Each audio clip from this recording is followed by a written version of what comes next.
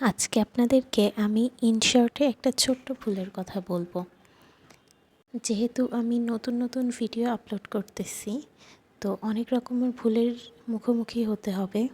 এজন্য গতকালকে করা একটা ভুলের কথা আপনাদেরকে বলতেছি আজকে।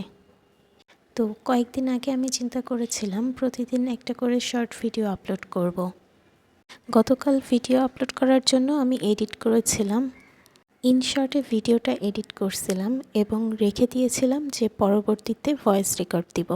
এর মাঝে আমি আবার নতুন একটা ভিডিও করতে গেছি, তখন আমার মোবাইলের স্টোরেজ ফুল ছিল।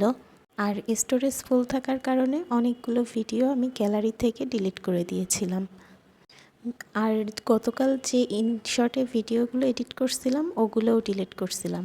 ভেবেছিলাম ওইটা তো এডিট করা অবস্থায় ইনশর্টে আছে, কিন্তু পরে যখন ভয়েস রেকর্ড করতে গেলাম তখন দেখি ইনশর্টে ভিডিওটা নাই।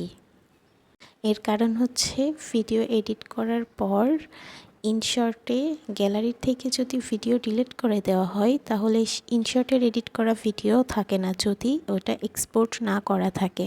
জন্য আপনারা যারা নতুন আছেন তারা ইনশর্টে ভিডিও এডিট করার সময় এটা খেয়াল রাখবেন।